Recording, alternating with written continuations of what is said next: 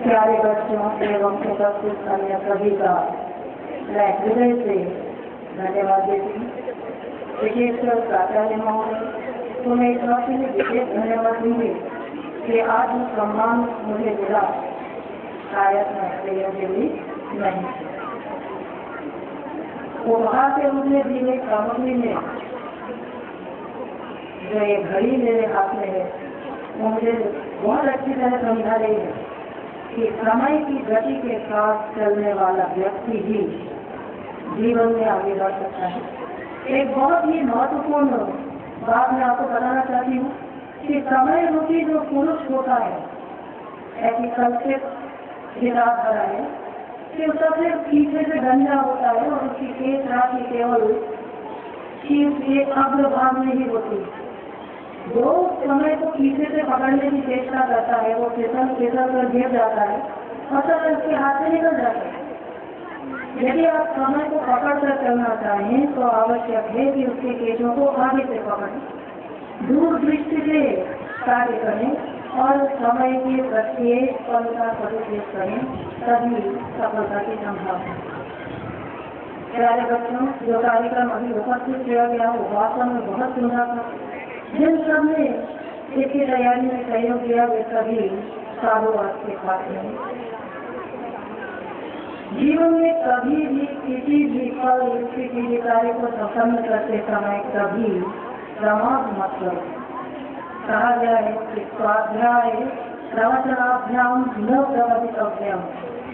जो आप अध्ययन करते हैं स्वाध्याय स्वयं पढ़ते हैं और जो आचार्यों द्वारा प्रवचन दिए जाते हैं उनके सब प्रति कभी असावधानी नहीं होनी चाहिए, क्योंकि ये असावधानी किसी अन्य के लिए नहीं स्वयं आपके लिए कर्तव्य होती। इसके साथ ही न धर्म से कभी प्रमाद करो न कर्तव्य से कभी प्रमाद करो। सदैव अपने कर्तव्य पथ पर निष्ठा के साथ अग्रसर बनो। अगर आप किस प्रकार से अग्रसर नहीं होंगे तो निश्चित रूप से सफलता आपसे दूर भागती चली जाएगी। बहुत छोटी छोटी सी बातें जो हम जीवन में नित्य देखते हैं संभवतः उन्हें देख कर अनदेखा करते थे। हम सोचते हैं कि हमने देख लिया लेकिन उन्हें हम समझ नहीं पाते हैं। इसके प्रत्यक्ष उदाहरण आप नित्य अपने जीवन में देखते रहते हैं। किसी अन्य के खा लेने से अपना पेट नहीं भरता, किसी अन्य के पहन लेने से हमारी वेशभूषा परिवर्तित नहीं हो जाती। इसी प्रकार कहते हैं कि स्वयं हमारे बिना तो स्वर्ग भी नहीं मिलता।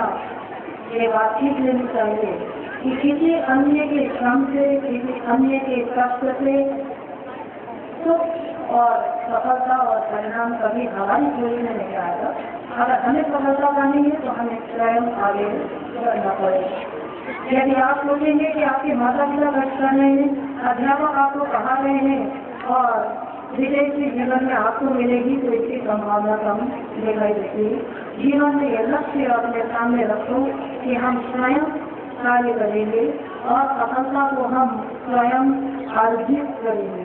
अर्जित करना माने उसे कमाना, अपने श्रम से अपने सामर्थ्य से हम स्वयं उसे प्राप्त करेंगे। बाह्य वेशभूषा, बाह्य प्रसाधन, बाह्य सौंदर्य हमारे व्यक्तित्व के सौंदर्य के कारण कभी भी नहीं हो सकते, क्योंकि ये सब नश्वर है, क्षण भंगुर है।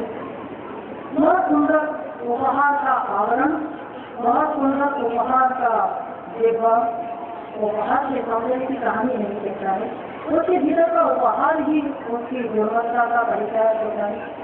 इसी प्रकार से आप कितना भी सजें, कितना भी सौंदर्य प्रसाधनों से अपने आकर्षण को विरोध करने की चेष्टा करें, कैसा भी आकर्षक आपका पेश लेने आपको, जब तक आप ज्ञानार्जन करके अपने विचारों को सबके समक्ष प्रस्तुत करने का सामर्थ्य विकसित नहीं करेंगे, आपका व्यक्तित्व कभी भी प्रतिष्ठित नहीं हो सकेगा।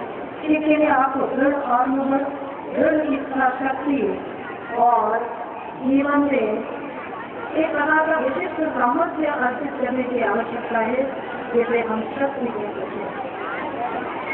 वो पंक्तियां कहना चाहूंगी, तुम रजनी का चांद बनोगे या दिन का दिनकर, प्रखर,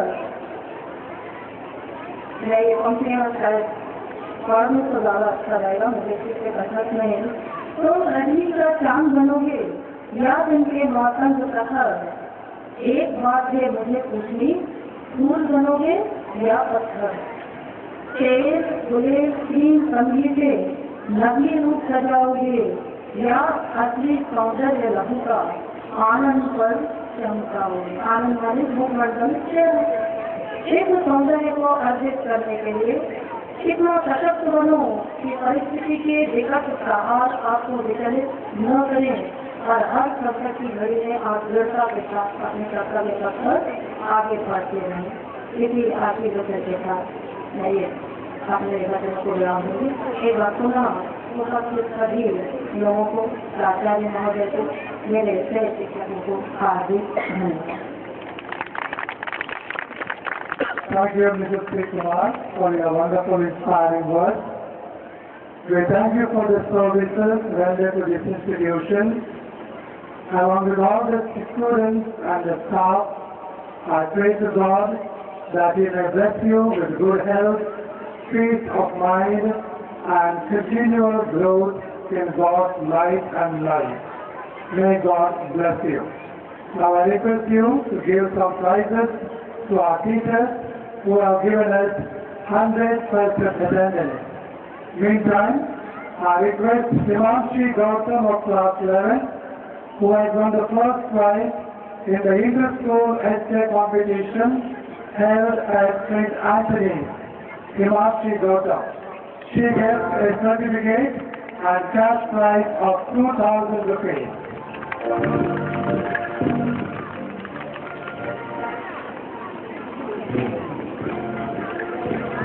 Among the teachers who have given us the 100% attendance, I request them to come and take a small token of gratitude. We have Chandra Singh in the line. Chandra Singh ma'am.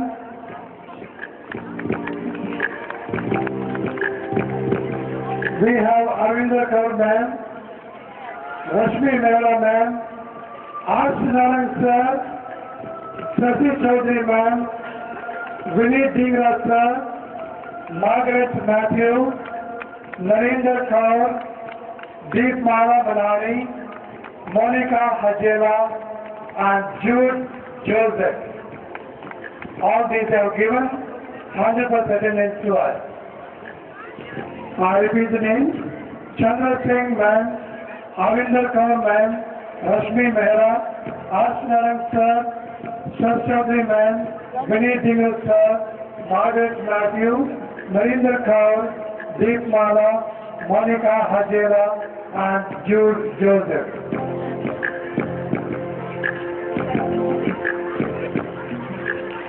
We have our counselors here. 4 years they come to us, and today we give them a small token of gratitude. We have Mrs. Seema Dixit, the first counselor.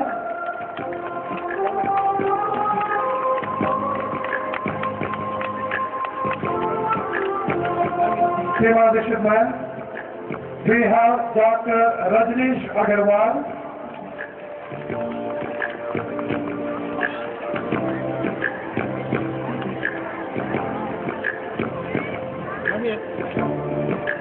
And a small token of gratitude to none other than Mr. Bansal, our photographer. Mr. Bansal, congratulations.